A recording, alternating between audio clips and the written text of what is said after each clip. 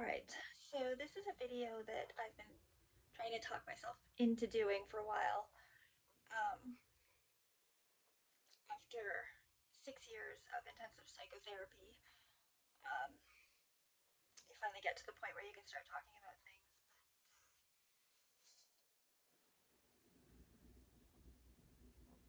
A little bit about my history. I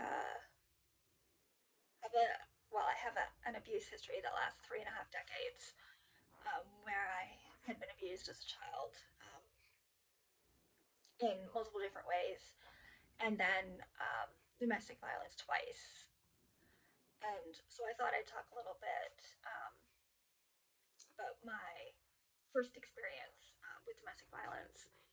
Um, you know, you see so often people ask, why doesn't she just leave? Um, Obviously, asked by people who have never lived through it. Um, but I thought I would share a little bit. Back, oh goodness, 20 years ago, um, I I don't know whether I met him when I was 19 or 20. Around there, around the age of 20, I met him. And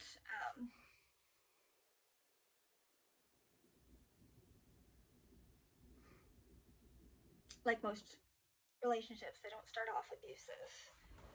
Um,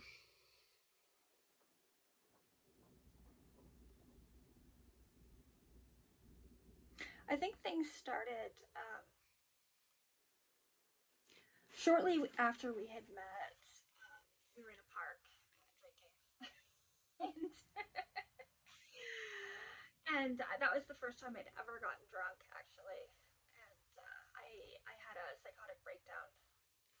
And, he called an ambulance, and I have no memory whatsoever of the entire experience. I remember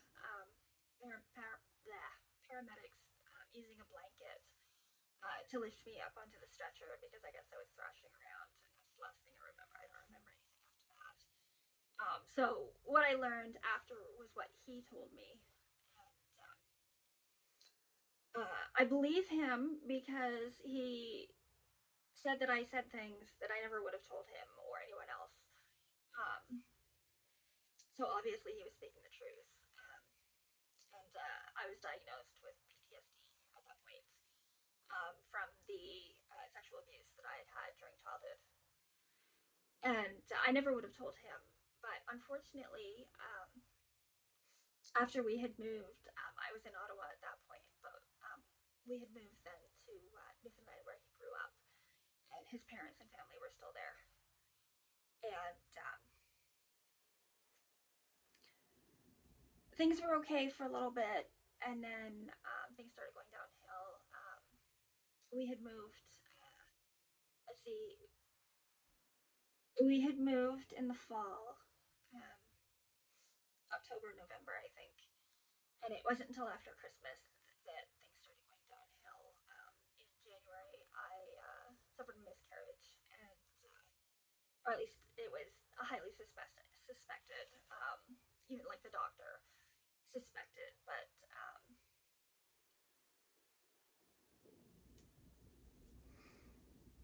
it was never like officially confirmed. But when I got pregnant with my oldest son, um, the symptoms were exactly the same. It's,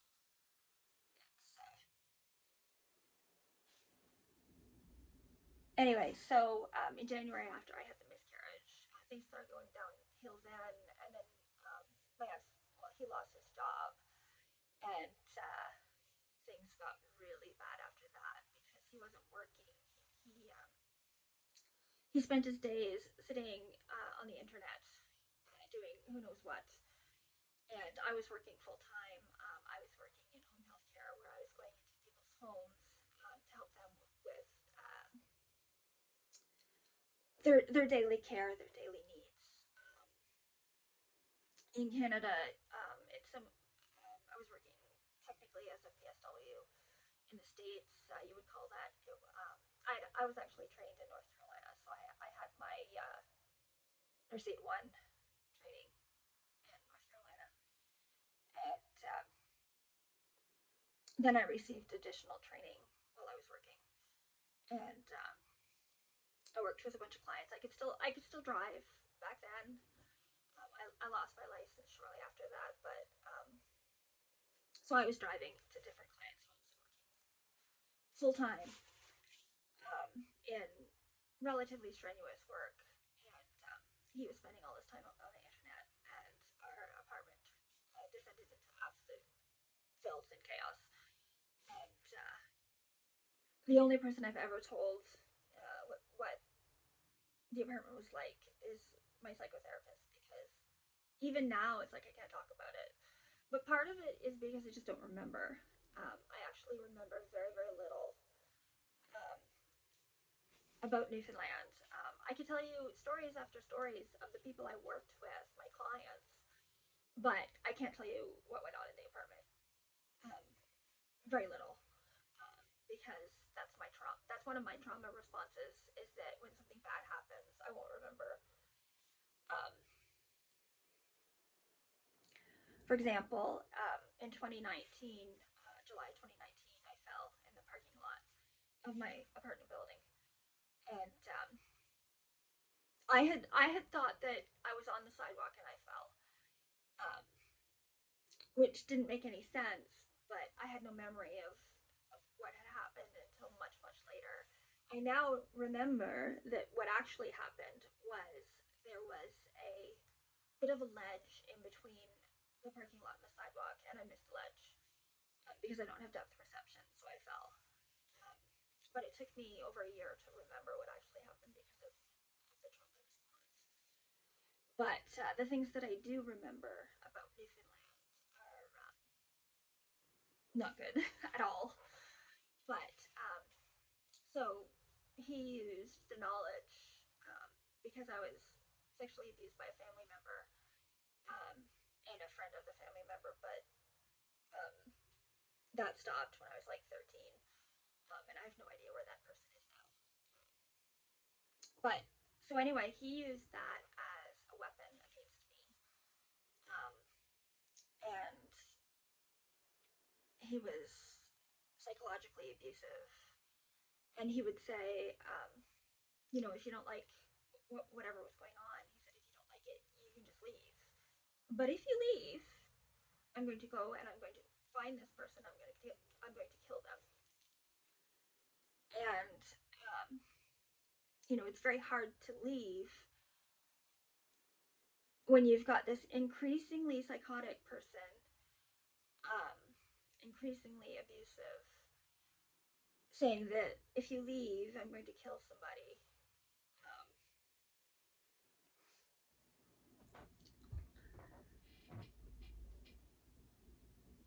it's something that's very hard to overcome, and the fact that I was so isolated because I had moved to Newfoundland, so I didn't have any friends or any family. Like all I had was work, basically. And I absolutely loved the job that I was doing. I worked with a little girl. This 20 years ago, right? So I worked with a little girl. She was like 6 or 7, who had cerebral palsy and was nonverbal, and had developmental delays. I just adored her, and I worked with a number of other clients as well that I enjoyed. And then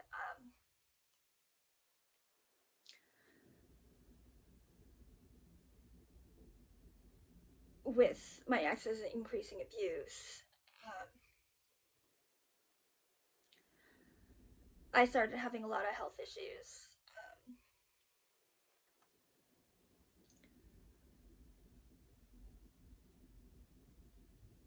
It's hard for me to know whether my current health would be as bad as it is if it weren't for the fact um, that everything had gone downhill so much there. One thing you don't realize is how much psychological trauma and psychological abuse can really wreak havoc on your body as well. But so I started having health problems, and I had to stop working with little girl. And that was basically I basically died at that point. She was she was all I was living for at that point. I just adored her, and I had to stop working with her because I started having weakness and issues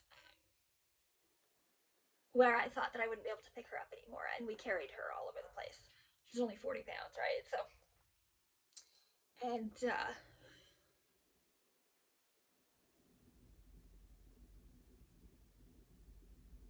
so I just kind of spiraled out of control at that point, and started having physical health issues. And then I had the miscarriage, as I said, which caused more issues. And he used that as a weapon against me too. And so finally, it's like I had to start calling into to work to cancel because like I said, there was days where I couldn't walk. There was days where um, I just couldn't. And so um, he told me that once I got to the point where I couldn't work anymore, that he would kill me. And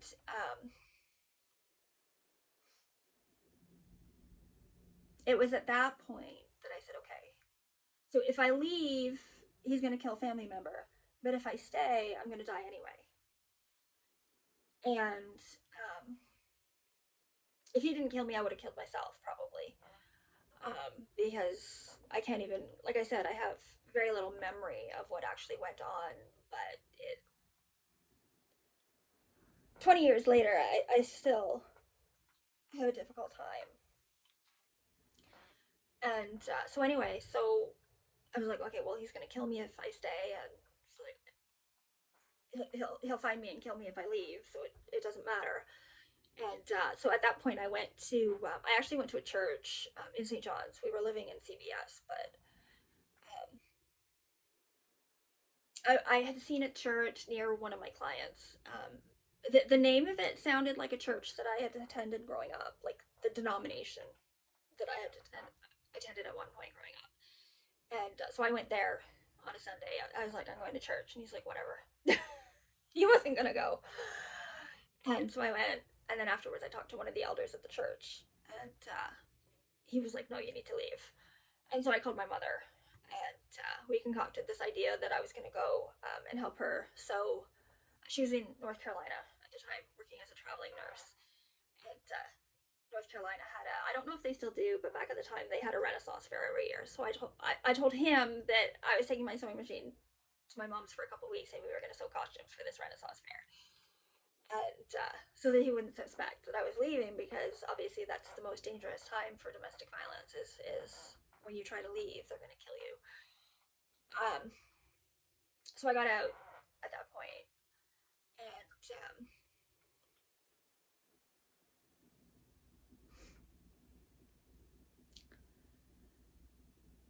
and there was some situations afterwards with him. I wasn't really completely free of him. Like, he followed me basically when after I left North Carolina and moved back to Ottawa. He found me in Ottawa, and there's a bit of a story there that I won't get into because this video is long enough. But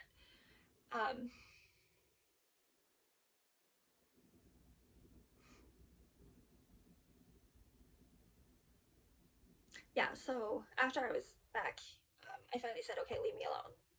And he actually did. To his credit, he left me alone. Uh, and I haven't heard from him since. Obviously, that was 20 years ago, so things happen. But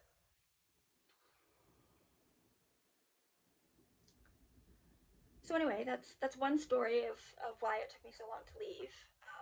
Obviously, if you truly believe that somebody will kill you or kill someone else, um, if you do something, then it's kind of a hard thing to overcome. So yeah, so that's story number one. Now, as I said before, it'll probably take me 12 hours to upload this video overnight. So I'm going to cut it off here.